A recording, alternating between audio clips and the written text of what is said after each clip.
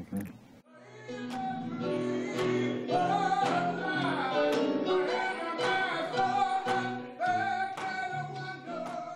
From a farewell to remember,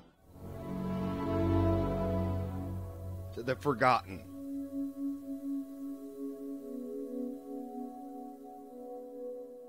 I'm Brad Edwards. A noted thinker once said, if you look at the way a community cares for its dead, you can gain an exact measurement of its compassion for its people. Detroit, we have a problem. One exposed by a desperate call for help. An elderly woman named Marabel in arguably Detroit's worst nook. Her life, death, lost and found. The year that unfolded and the change exacted culminates now. From Hitsville, USA. This is the Motown. Motown, the genesis of original sound. Detroit.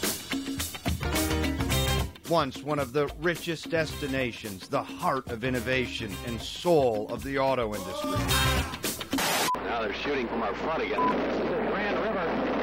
And I refuse again to surrender. Breaking news on Detroit's west side. 7 teenagers are shot outside a gas station in what is believed to be a planned hit. Brother, brother, brother, there's far too many of you dying.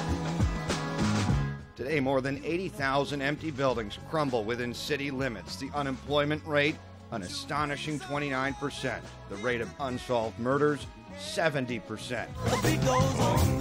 Yet resilience breathes within the beaten, a defiant drumbeat of "We Will March On."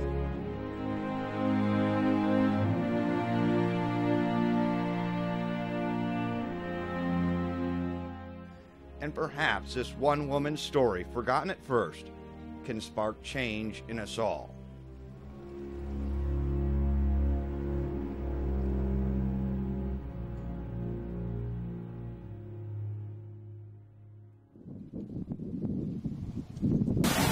I'm here alone. If I screamed, who would hear me? Who would hear me if I screamed? Nobody. Nobody would hear me. Marabel Chanin, a huggable holdout, bled a verbal tenor of terror. You're my only salvation. Marabel Chanin. I cry a lot, yeah. I wonder why this happened to me. Bang, bang, bang. Late at night, bang, bang, bang. She became a paradigm of a city's plight. Oh, you know, it brought to tears watching her story. I felt so bad for her. This story began with a news report. The local woman turns to the problem zones. Fox News' Brad Edwards is on the case. Marabel's horror story set was Detroit's Robinwood. 1 block, 50 parcels, all but 5 blown up, burned out, slapped by apathy's long stick. RIPs, where picture window life should be, where a river of city water flows through it. A cesspool of violated vacancies in a place once known as the City of Champions. She never got out. She died, and for 5 months lay bagged in the freezer.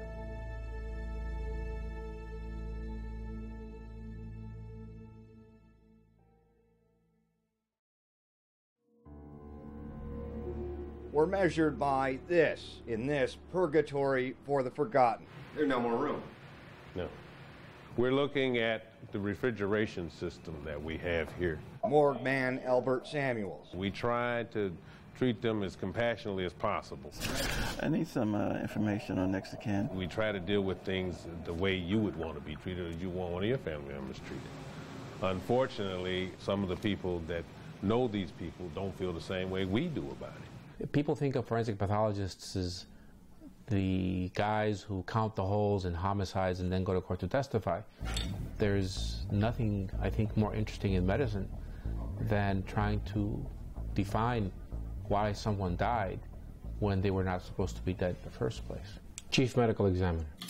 Let me see here. One of the saddest things that I think can happen to anybody is to die so alone in the world that no one is going to claim you.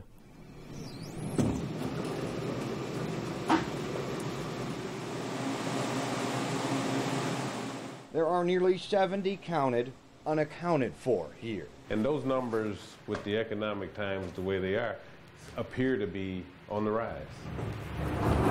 No. The freezer is loaded with bodies. This is a decomposed body. It's multiple body to a gurney grunt work. Cold enough to chill his breath, but flies still feast. It is an uncanny smell. Death. Get used to that? You have to. In some cases, the stench is scented with a sprig of apathy. Some people who simply don't want to go through the process. This body's been here since November of last year. It came in decomposed. The number has essentially doubled. And we know that some people are here because their family is simply unable to bury them, because they don't have the money to do so.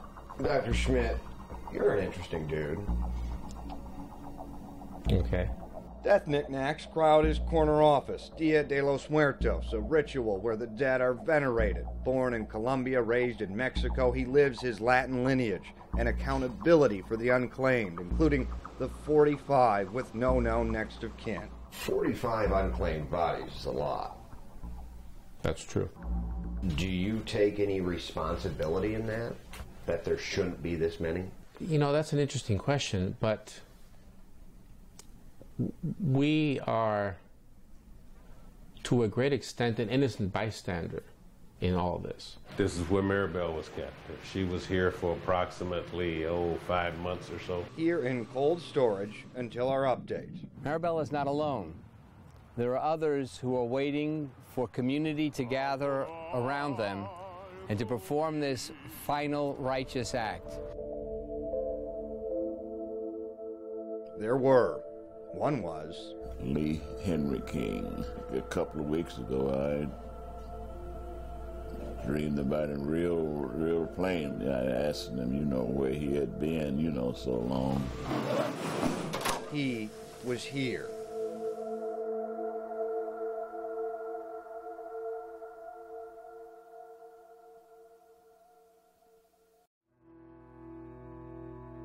Later, the list that changed everything. In 2 minutes, to Robinwood.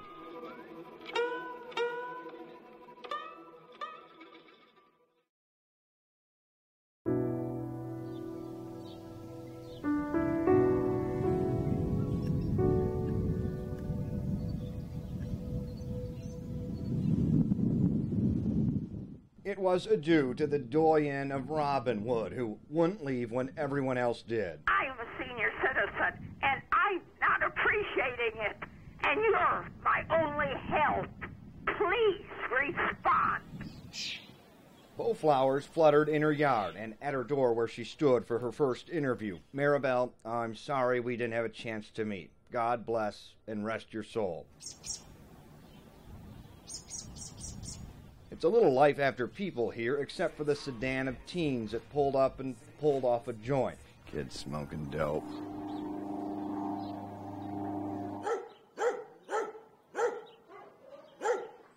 An hour on ransacked Robinwood went like so. I grew up, beautiful neighborhood. Now look around you. Would you want to drive down here? I don't want to come down here. I didn't want to come down here now. Dan Vaughn grew up here. Pulled up in his pickup. He saw the story. It's terrible. I want to know what they're going to do with it. Then he left with a warning. Be careful. That's all I can tell you. Bad neighborhood. The old lady that passed away, man, so I seen what she was talking about. Juice saw the story. I just came home from the penitentiary, man, you know what I'm saying? I done just spent damn near a decade in the joint. You tried to kill someone? Yeah, somebody who killed my kids. He tried to murder the man who murdered his kids. Everybody in society like to, pretend that reality ain't reality, This is where we live, man. Everybody's just gone. As soon as they leave, they strip the houses and then they set them on fire. And that's it. Gary and Mary. Glad I never took the habit. rolling cigarettes and swilling bullets of Bud Ice. What are you doing here? Can't get out if you ain't got nothing to get out with. Takes money, you know. Do you have hope? I don't have hope on nothing anymore. Robinwood isn't tucked away in some corner to frolic in society's misplaced planner. It lies between John R., just off Woodward, near 7 Mile, along America's first stretch of paved roadway, 100 years ago this year. It's a chip shot from Palmer Park Golf Course, a fire's lick away from the majesty of Detroit's toniest hood, where a 40,000 square foot abode was given to the bishop by the auto scion Fisher brothers. And they're off. Here comes number 3 and number 1. Just south from where the state fair farewelled this year after 160 years, by the forever unfinished shell of the Winans family megachurch. It's a bus stop from where Detroit's lauded history rests. Woodlawn Cemetery hosts Rosa Parks, the Fords, the Dodges, and imagine the revival in Section 3. In the pit of my heart. The Temptations' swooner, David Ruffin, not to be slighted on this double billing a stone's head away. The Four Tops' Levi Stubbs. They sang the songs that had baby boomers tonsil tussling, the best days, just down from today. Do you know where you're going to? Do you like the things that life is showing you? Where are you going? While Diva Diana's mahogany theme posed its question in 1975, the blue-collar built Robinwood turned Chaldean, the Rocky Catholics. When you drive Robinwood now, what do you think? I don't like to drive there. I feel very sad. They belong to Father Jacob Yasso's Sacred Heart. His family, here, a Yasso 70s Christmas. Lived in 680 Robinwood. Here, now. What happened? Drug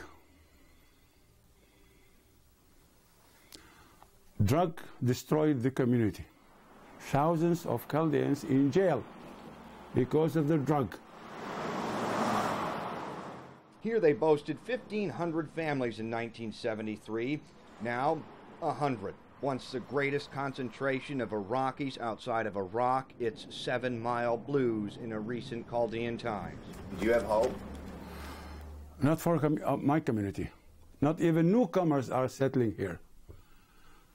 They were told before coming to this country, don't go to 7 Mile area. They're warned in Iraq of 7 Mile. Back to the mortality of reality, rummaging through Marabel's lair. You're the guy who took the story. Yeah. We were curious about the house, you know. A viewer approached, just by chance, weeks later, when we were there. Curious about what it looked like. Horrible. Someone was here, some dastardly doer pillaging for plunder. Marabel's stuff scattered in a lot across the street. I don't understand it. You know, how could you live here? This plot? They do. They live here.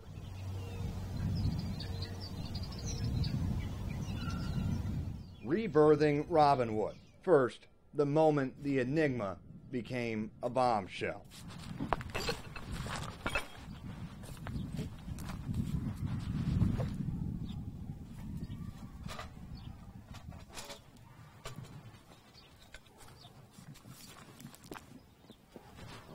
Her.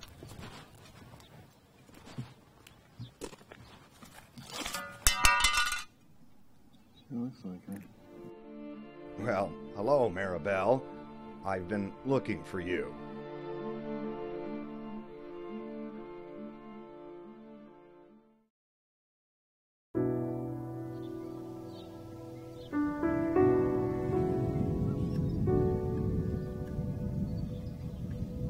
I cry a lot, yeah. I wonder why this happened to me. And look at that over there. Where? Which one? The broken porch, the blight torched, the snapped hydrant, or the one that works where no one plays? A biblical response flooded in. Marabel marooned at the morgue for 5 months. We have received dozens of emails and phone calls, people willing to help. Joe from Anaheim, California wanted to legally adopt her. Via MyFox Detroit, the story wound its way to Marabel's sole surviving elderly cousin in Florida. He hadn't seen her in decades. He released her body. You were touched? Very much, to tears. I had to ask my husband to give me permission to weep. If I screamed, who would hear me? Who would hear me? Nobody. Nobody. Nobody would hear me. Marabel was a babe, fond of fashion, a prescription for beauty card from Hudson's, 1953, among her purses. The only child never married, seen here awkwardly smiling, holding a doll with her mother. Beyond the glistening patina of a pearly white smile, her life reads more like razors. A distant relative said she scared everyone away, verbally abused her mother. A month before she died, she called the city at 2 a.m. in her home. No heat in late November. You call me back. This is awesome. I don't have any heat. You don't call me back and help me. I'm going to call every goddamn TV station I can find in the state of Michigan. She spent the end of her 87 years watching Sex in the City, alone, calling. You're my only salvation. Marabel Chanin. I'm having a terrible lot of trouble out in the neighborhood. Shooting, drugs. No one is interested. The medical examiner says Marabel's case is not an anomaly. There's also a number of people who were not nice people. The truth not as pretty as the fetching photo. Today we've gathered together to say farewell to Marabel. It was said a few moments before the service that this is the most important woman that I never knew. I believe none of you knew her. Who would hear me?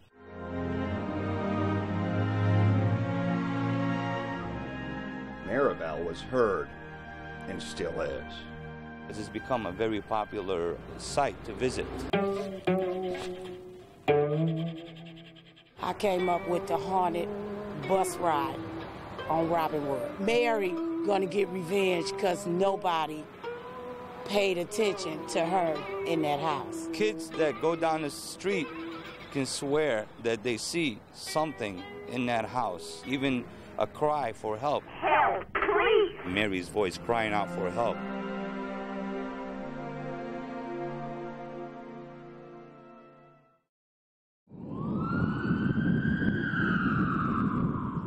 On a day where sun shines on the gutted homes of glory days, there's still fat in lean times. They are great. I've been coming here since like 1984. Dutch Girl Donuts survived everything from the riots of '67 to the Atkins diet. Tell me about these donuts. That's part of what makes them so damn good. Annie Cook's, baked here for 30 years. With the chocolate in the front. They're the best in the city. How you doing? Bar none. That'll be $6. They're the best in the world. Next, can I help you? Another death siren down, the Golden Gate Cafe and Healing Center, where hippie white hands caress a black body recently beaten. So this place doesn't come here and get healed, it's come here and join the gathering. Dr. Bob built this, and they came. You went to Toronto and said, I'm never coming back. Yes. And as soon as I came back to this, I was completely inspired. Kaylee Hickson dropped the D for Canada, then returned. It's like the storm swept through and it's over now. There's life here, in a cup of organic Joe, a moment with Rufus. And this is cool. And a reading. You're not just a reporter, man. You're a social knight to bring truth to the situation. Look at this guy. He's got a big sword and he rides around on a giant falcon. We rode our falcon to Robinwood, the poster child of plight in a place where a stunning sign of the times came in Time magazine. Detroit, the death and possible life of a great city. We're dead to time. I can't imagine a more devastated street in America. This is their canvas. They're squatting on Robinwood. It's just incredible. Every single house is like just sitting here like this. And it's almost to the point where it's like a gift. They plan to plant, repopulate, realistic. Dr. Detroit. Mike Whitty, educator and penner of Prognosis Detroit. Well, I think this is an area that will be redeveloped in one form or another because it is right on Woodward Avenue in the center of town at the edge of the suburbs. He believes urban farms. Now, there's no real archetype for that now. Detroit and its step city, Flint, are likely to be the first to farm, reinventing themselves independent of the wheel they mastered. The neighborhood will come back here. It's on one of those natural heart lines of Detroit. On the heart line, the heart of the holdout. I couldn't turn my back on them. Marabel the cause. This is a great effort, and we should be able to help a lot of people that weren't respected in life, and hopefully we can give them some dignity and respect back to them in death. He's of Lynch & Sons Funeral Home. Helped us set up a fund for the other unclaimed. Nearly $4,000 came in days. Thank you very much.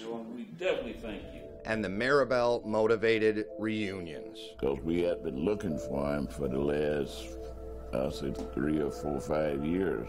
I didn't ever think of looking him off. When I first saw his name,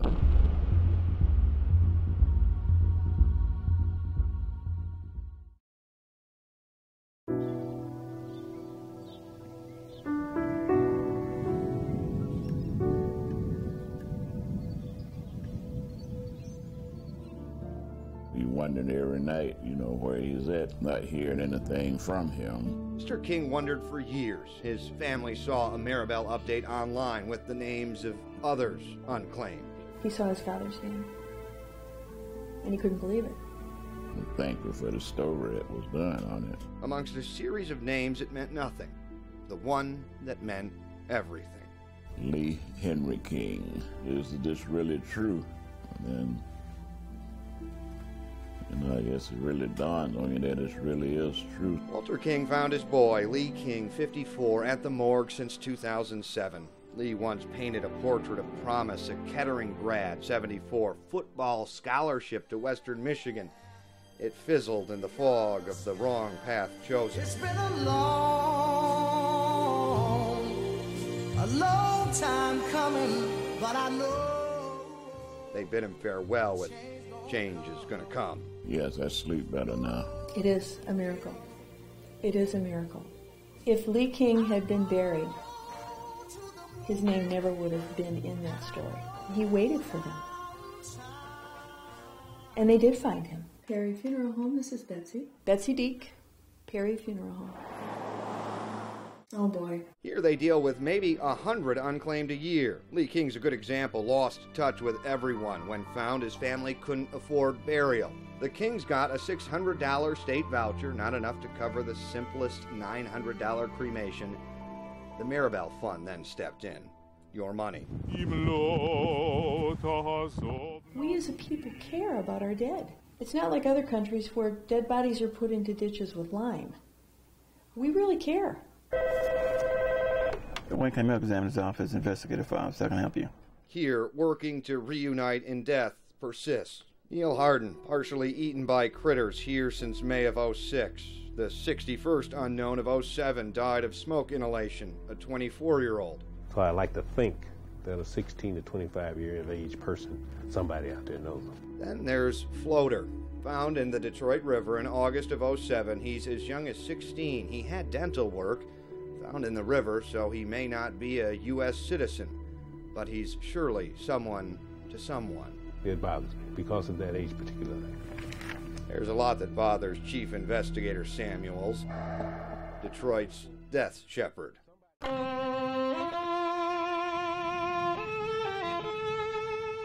This story's starkly cut contrasts as black and white, Jew and Gentile, strangers matched in a mitzvah, a good deed. The contrast played out graveside as viewer Chris Burton performed his sentiment. Not the soul so moved. There were reams of email, call after call, it all surmised by Norm, the suburban sales guy who dropped the flowered note and said this as a stranger at Marabel's farewell. I didn't know Marabel at all, just like the rest of you. I will take her with me for the rest of my life. I will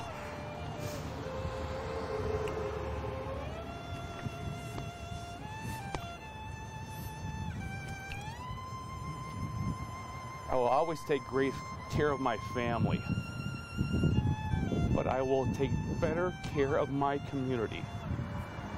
Amen. Amen. A county spokesman says our stories led to coverage that spanned the land and beyond, Germany, Japan, and more. In the end, a half-dozen families located lost loved ones at the morgue. Our fund motivated another. More than a dozen bodies laid to rest. And the morgue looked at itself and changed age-old policies. They're currently in the process of awarding a cremation contract and plan to donate other bodies for education. No more stonewalled at death's door. One problem solved. Yet it's an unwritten end. What's next? That's up to you, City of Champions.